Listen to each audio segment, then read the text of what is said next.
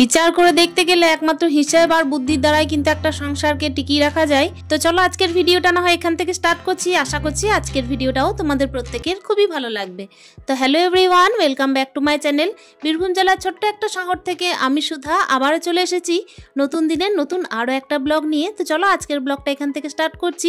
প্রতিদিনের মতো আজও কিন্তু আমার সকাল থেকেই প্রচণ্ড তাড়াহুড়ো, তাই আজকে কিন্তু একেবারে সকালে স্নানটা সেরে একদম তোমাদের সামনে এসেছি।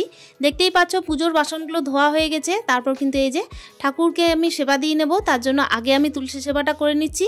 তারপর আমি বাড়ি গিয়ে একবারে ভগবানের সেবা করে নেব। গোপালকে কিন্তু ঘুম ভাঙিয়ে একেবারে গোপাল সেবাটাও দেওয়া হয়ে গেছে। তো চলো বন্ধুরা, প্রত্যেক দিনের তো কাজবাজ এইভাবেই চলতে থাকে। তারই মধ্যে কি বলো তো, আজকে একটুখানি বাজারটা গুছিয়ে নেব বলতে গেলে আজকে ওই যে কিছুদিন আগে মা হাট বাজারটা করে এনেছিল, তো ওইগুলো গুছানো হয়নি, যেভাবে থলিতে রাখা ছিল সেভাবেই রাখা আছে। তো ওটাকে একটু গুছিয়ে নিতে হবে। তো তার আগে ছেলেকে আমাকে আগে পরিপাটি করে খাইয়ে দায়ে স্কুল পাঠাতে হবে, তারপর তো অন্য কথা। তো এইদিকে দেখতেই পাচ্ছ আমার কিন্তু পুজোর বাসনগুলো ধুয়ে একেবারে তুলসী সেবা হয়ে গেল। আর ওদিকে তুলসী গাছের কাছে যে সমস্ত গাছগুলো আছে ওগুলোতেও একটু করে জল দিয়ে দিই সুযোগ পেলে। তো চলো এই যে দেখতেই পাচ্ছ আমি কিন্তু খুব ভালোভাবে পুজোটা দিয়ে নিলাম। আর কি বলতো, ফুলের সংখ্যা এবার তো কমতে থাকছে, যেহেতু গ্রীষ্মকালীন সময়, তাই গাঁদা ফুলটা এবার কমতে থাকছে। আর ওই যে আমার তো আর গ্রীষ্মকালীন কোনো রকমের ফুল গাছ লাগানো হয়নি এখনো পর্যন্ত, তাই ইতিমধ্যে আমার সেইভাবে ফুল দিয়ে আর ঠাকুরকে পুজো দেওয়া হচ্ছে না। সংসার জীবনে পা দিয়ে থেকেই প্রত্যেকটা গৃহিণী তো নিজের হিসেবের খাতাটা নিজে নিজে সামলায় না। আসলে হিসেবের খাতাটা সামলানোর জন্য পুরুষ মানুষ থাকেন, আর আমার ক্ষেত্রে অন্যরকম। আমাকে কিন্তু হিসেবের খাতাও সামলাতে হয়, তার সঙ্গে ব্যাপার হচ্ছে বুদ্ধি করে কিন্তু সংসারটাকে দাঁড় করাতেও হয়, চালাতেও হয়। তো চলো এই যে দেখতেই পাচ্ছ সকালে যেভাবে তাড়াহুড়ো থাকে সেই তাড়াহুড়ো জোরেই কিন্তু আমাকে কাজগুলো করে নিতে হচ্ছে। ভাতটাও দিকে নামিয়ে ফেলেছি, আর এখন না সয়াবিনের একটু তরকারি করব মিক্স ভেজ দিয়ে, আর তারপর একটুখানি ডিমের ঝোল করব। আজকে এইটাই মেনু থাকবে। আর ডালটা যেহেতু আমাদের প্রত্যেক দিনের কম্পালসারি একটা মেনু, তাই ডালটা তো থাকছে। ছেলেকে তো ডিমটা করে দিতেই হয়। তো চলো বন্ধুরা, এদিকে রান্নাবান্না হতে থাকছে, আর ওদিকে কিন্তু ঘড়ির কাঁটা আমাকে মানে টান দিচ্ছে যে আমাকে দেখো কখন আমি আর কি এগিয়ে চলছি, আমার সাথে সাথে এগিয়ে চলো। এইভাবেই আমার প্রত্যেক দিনটা কাটে, সেই জন্যই। তো চলো এই যে দেখতেই পাচ্ছ আমি কিন্তু এই সবজিটা কেটে রেখেছি, ওটা দিয়ে আমি মিক্স ভেজটা করব।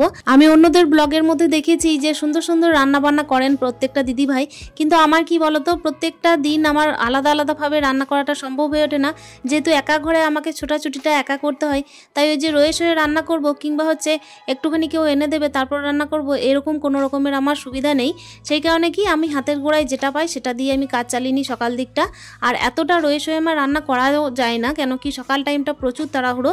তো চলো এই যে দেখতেই পাচ্ছ কুমড়োটা দিলে কিন্তু আমার সয়াবিনটা খেতে বেশি ভালো লাগে। আর কুমড়োর সাথে এই যে মিক্স ভেজ যেটা বলছি সেটা একটু একটু করে যা ছিল ফ্রিজের মধ্যে সেটা দিয়েছি। আর এই যে তারপর যেটা রান্না করলাম সেটা হচ্ছে ডিমের ঝোল।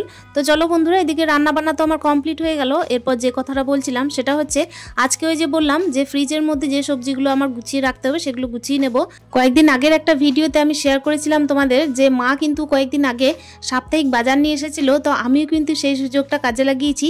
মাকে বলেছিলাম যে আমাদের জন্য নিয়ে আসতে। আসলে কি বলতো, আমি কিন্তু আগেও বলেছি যে এই সাপ্তাহিক বাজারটা মাত্র 50 টাকায় হয়েছিল, এতটাই সুবিধাজনক যে একটুখানি যদি বেরোনো যায় তাহলে তো ভালো হয়, কিন্তু সকাল টাইমে আমার বেরোনোর একদম সুযোগ নেই। এদিকে এই কথা বলতে বলতেই দুধওয়ালা কাকু দুধটা দিয়ে গেছিলেন, তো সেই জন্য ফ্রিজের মধ্যে ভরে দিলাম বাটিটা। ওটা যখন ছেলে স্কুল থেকে আসবে তখন একেবারে সন্ধ্যে টাইমে গরম করব। আর এই যে দেখতেই পাচ্ছ এবার কিন্তু আমি থলি থেকে একদম বাইর করে নিচ্ছি সবজিগুলোকে। আর সবজিগুলো না একসাথে মানে ঘ্যাট হয়ে আছে, ওই জন্য আমাকে আলাদা আলাদা করে মানে প্যাকিং করতে হবে। মানে প্যাকিং বলতে ওই পলিব্যাগের মধ্যে ভরে আসলে ফ্রিজের মধ্যে ঠিকঠাকভাবে রাখা, যে টাইমে যেটা চাইবো সেটা যেন হাতের গোড়ায় পাই, এইটাই আর কি। আর এই যে দেখতেই পাচ্ছ সমস্ত জিনিসগুলোকে আমি এক এক করে বের করছি, সবজিগুলো বের করছি। তখন কিন্তু আমার ইদানিং মানে আগেকার সবজিটা ছিল দেখছি, মানে টমেটো বলো, তারপর হচ্ছে ধনেপাতা, তারপর হচ্ছে গাজর, এই সমস্ত জিনিসগুলো ছিল। তবু কি বলতো, সস্তার জিনিস তো, সস্তার জিনিস কিন্তু ফ্রিজের মধ্যে রেখে দিলে তো আর পচে যাবে না। সেই কারণে দেখলাম যে না, এটাকে ভালোভাবে যত্ন সহকারে রেখে দিই। কিছু কিছু জিনিস যেগুলো হয়েছে সেগুলো রান্না করা হয়ে গেছে, ওটা তো আমার দেখানো হয়নি। মানে ব্যাপার হচ্ছে কিছু কিছু জিনিস ইদানিং রান্না হতেই থাকছিল, কিন্তু ওই যে থলি থেকে নিয়ে আসলে এই যে মিস্ত্রিদের কাজ চলছে, তোমরা নিশ্চয়ই ব্লগের মধ্যে দেখে থাকবে যে বাড়ির মধ্যে কিছু একটা কাজ থাকলে একা ঘরে কিন্তু প্রচুর দৌড়াদৌড়ি হয়। যে কাজটাকে যখন করব মনে করছি সেই কাজটাকে আমি মানে করতে পারছি না, হয়তো কোনোদিন ব্যাংকে যেতে হচ্ছে কিংবা হচ্ছে কোথাও হয়তো দোকানে কোনো রকমের কোনো মাল আনতে যেতে হচ্ছে, এই রকমের আর কি টানাপোড়েনের মধ্যে চলছি। তো এর মাঝে যে সবজিটা গুছানো ছিল সেই সবজিটা গুছানো হয়নি, আজকে এই সবজিটা গুছাচ্ছি। তোমরা হয়তো শুনে হাসবে যে আমি থলি সমেত কিন্তু একেবারে ফ্রিজের মধ্যে ভরে দিয়েছিলাম যাতে সবজিগুলো নষ্ট না হয়। তো যাই হোক, একটুখানি বুদ্ধি খাটালাম, এমনিতে বাইরে পড়ে থাকলে তো শুকিয়ে যেত, তো থলির মধ্যেই থাক কিন্তু ফ্রিজের মধ্যে থাক, অন্তত টাটকা তো থাকবে, এই আর কি। তো চলো বন্ধুরা, শুধুমাত্র তার সংসার করলেই হয় না, সংসার করতে গেলে হিসেবই হতে হয়, তার সঙ্গে ব্যাপার হচ্ছে বুদ্ধিও খাটাতে হয়, ওই আর কি বুদ্ধির জোর আর হচ্ছে হিসেবই।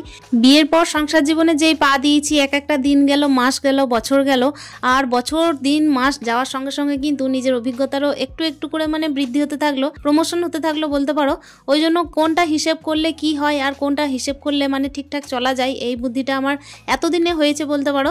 মানে একটু একটু করে সঞ্চয় করতে করতে এতদিনে গিয়ে ঠিকঠাক জায়গায় মোটামুটি আসতে পারছি। যখন আর কি সংসারটা আরম্ভ করলাম তখন কিন্তু বুঝতে পারিনি যে আমি গিয়ে এখন পরিচালনা করব। আর এই যে দেখতেই পাচ্ছ, আজকে গিয়ে কিন্তু হিসাবের খাতাও আমাকে সামলাতে হচ্ছে আর বুদ্ধির জোরে সংসারটাকে একটু কি নিয়েও যেতে হচ্ছে। তো চলো বন্ধুরা, এই যে সবজিগুলোকে আমি পাট পাট করে মানে লঙ্কা, তারপর হচ্ছে নানা ধরনের এই যে বিনস, সিম, তারপর হচ্ছে কড়াইশুঁটি, এটার আর কি মিক্সচার ছিল যেটা আমি হাত দিতে যাব রান্না করার সময় কিন্তু পাওয়া যাবে না, ওই কারণে আমি আজকে একেবারে ঢেলে নিলাম সবজিটাকে আর একেবারে পাট পাট করে গুছিয়ে নিচ্ছি আর প্যাকেটের মধ্যেই রাখবো। এই যে দেখতেই পাচ্ছ সমস্ত জিনিসগুলোকে, আলু আছে 3 কিলো, আর এই যে এখন টমেটোটা অনেকটাই হয়ে গেছে, আর ওইদিকে সিম আছে, সিমটা কিছুটা রান্না করা হয়েছিল, গাজর আছে।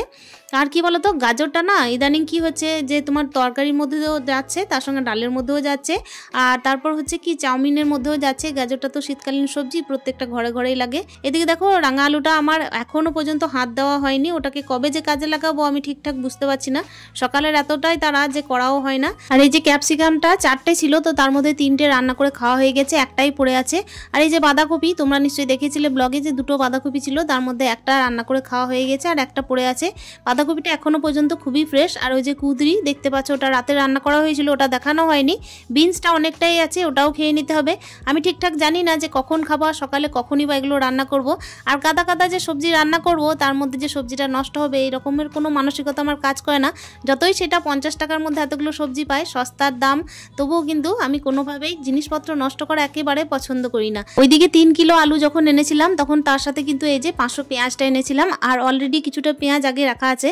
তো এই যে দেখতেই পাচ্ছ এই সমস্ত সবজি বাজারগুলো ইদানিং আমার কাছে এখন আছে। এটা হতে পারে সাপ্তাহিক বাজার, কিন্তু সাপ্তাহিক বাজার হলেও কিন্তু এই বাজারে আমার মোটামুটি হয়তো 3 সপ্তাহ চলে যেতে পারে, জানো তো। হয়তো আলুটা লাগবে, কিন্তু ওই যে বললাম আমার একা সংসারে অতিরিক্ত সবজি রান্না করে সেটা নষ্ট হবে সেটার মতো কোনো রকমের মানসিকতা নাই। আর সবথেকে বড় ব্যাপার হচ্ছে একা সংসারে কিন্তু প্রত্যেক দিন ধরো মাছ ডিম মাংসর মধ্যে কিছু তো একটা হবেই, তো এর মধ্যে সবজি কতই বা খাওয়া যায়। তো এই যে দেখতেই পেলে, তার জন্য 1 সপ্তাহের বাজারে কিন্তু 3 সপ্তাহ চালিয়ে নেওয়া যায়। আসলে যে সমস্ত সবজিগুলো আছে সেগুলোকে কিছুর সাথে মিক্স করে খেতে হয়, আর এই সবজিগুলো তো অতিরিক্ত আমার খাওয়াও হয় না, মানে অতিরিক্ত কারো বাড়িতেই খাওয়া হয় না। গাজর, বিনস, তারপর হচ্ছে কড়াইশুঁটি, এগুলো কিন্তু মিক্স একটা সবজি, তো এগুলোকে কিছুর সাথে মিক্স করতে হয়। আর ওই ধরনের সবজিগুলোকে কিন্তু আর দ্বিতীয়বার কেনার চেষ্টা করব না আপাতত, যতদিন না শেষ হচ্ছে। আর ইদানিং যে সমস্ত সবজিগুলো লাগবে সেগুলো তো ভারী ভারী কিছু সবজি, সেগুলোকে না কিনলেই নয়। তো চলো, দেখতেই পাচ্ছ এদিকে কিন্তু ফ্রিজের যে সমস্ত জায়গাগুলো আমার অগোছালো সেগুলো কিন্তু এখনও পর্যন্ত অগোছালো হয়ে আছে। তো এই গুছিয়ে নেবো জিনিসগুলোকে, ফ্রিজের সবজিগুলোকে গুছিয়ে নেবো। আর এই যে বাস্কেটটা, ওটা ধুয়ে নিলাম, যে মানে নোংরা ধরনের ছিল ওটাকে ফেলে দিলাম, তারপরে এই যে বেসিনের মধ্যে জল দিয়ে আপাতত ধুয়ে এনেছি। কিছুদিন যাবত চিন্তা করছি যে আমি ফ্রিজটাকে ভালোভাবে আর কি ডিপ ক্লিন করবো, সেটা হয়ে উঠছে না, তবে দেখি কবে সময় করা যায়। তো তার আগে যতদিন না ডিপ ক্লিন করা হচ্ছে ততদিন তো সবজিটাকে এইভাবে ফেলে রাখা যায় না। তো চলো, এই যে পাট পাট করে দেখো প্রত্যেকটা পলি ব্যাগের মধ্যে ঠিক ঠিক জায়গায় কিন্তু ঠিক ঠিক জিনিসটা ভরে নিচ্ছি। আর আমার না ধনেপাতা কেন জানি না টেকে না, ধনেপাতা আমি যতই ফ্রিজের মধ্যে ভালোভাবে প্যাকেটিং করে রেখে দিই তবুও কেন জানি না ধনেপাতাগুলো কেমন ধরনের একটা পচা পচা হয়ে যায়। আর ধনেপাতা কতই বা খাওয়া যায়, তাই না? ফ্রিজের মধ্যে কিন্তু ধনেপাতা রাখার পরে প্রত্যেকটা সবজিতে দেওয়ার পরও কিন্তু অনেকটাই থেকে যায়। আর সকাল টাইমে দেখো এই যে ধনেপাতা কখনো কখনো আমি ভুলেও যাই দিতে। তো চলো, এই যে দেখতেই পাচ্ছ আমি এই যে পাট পাট করে সমস্ত সবজিগুলো একেবারে ভালোভাবে ভরে নিচ্ছি প্লাস্টিকের মধ্যে। আর প্লাস্টিক ক্যারি ব্যাগের মধ্যে কিন্তু সবজিটা মোটামুটি ভালো থাকে, তা না হলে দেখো আগেকারও তো কিছু সবজি ছিল যেমন হচ্ছে কড়াইশুঁটি, গাজর, এই সমস্ত সবজিগুলো থাকার তারপরও দেখলাম যে ফ্রিজের মধ্যে পলি ব্যাগের মধ্যে যখন রেখেছিলাম তখন কিন্তু বেশ সুন্দর আছে। তো চলো এইভাবেই কিন্তু আমি রেখে দিলাম। আর এখন দেখো পাট পাট করে রেখে দেওয়ার পরে একেবারে বাস্কেটটার মধ্যে ভরে দেবো। ফ্রিজটা যবে পরিষ্কার হবে তখন না হবে। আর আজকের ব্লগের মধ্যে এই যে সবজি গুছাতে গুছাতেই ব্লগটা শেষ করছি। আশা করছি আজকের ব্লগটা তোমাদের প্রত্যেকের খুবই ভালো লেগেছে। সংসার জীবনে পা দেওয়ার পর তো সংসারে অনেক কাজ থাকে, নিত্যদিনের কাজের তো কোনো শেষ নেই। তবু দেখো হিসেবই হতে হবে, বুদ্ধিমান হতে হবে, তবেই কিন্তু একটা সংসারকে পরিচালনা করা যাবে। আর এক্ষেত্রে যখন হিসেবের খাতাটা আমাকে সামলাতে হয় তখন তো বুঝতেই পারছো হিসেবই প্লাস হচ্ছে বুদ্ধিমান, এই দুটো কাজেই কিন্তু আমাকে এগিয়ে নিয়ে যেতে হবে নিজের সংসার। তো চলো বন্ধুরা, আজকের ভিডিওটা কিন্তু আমি এই যে সবজি গুছাতে গুছাতে না এখানেই শেষ করলাম। আশা করছি আজকের ভিডিওটা তোমাদের প্রত্যেকের খুবই ভালো লেগেছে। ভিডিও লাস্ট পর্যায় পর্যন্ত যারা আমার সঙ্গে ছিলে তাদেরকে আমার অনেক অনেক ধন্যবাদ। তোমরা তোমাদের মূল্যবান কমেন্টের মাধ্যমে জানানোর চেষ্টা করো ভিডিওটা কেমন লেগেছে। দেখা হচ্ছে অন্য দিনের অন্য আর একটা ভিডিও নিয়ে। স্টে হ্যাপি, হ্যাপি মন, টাটা।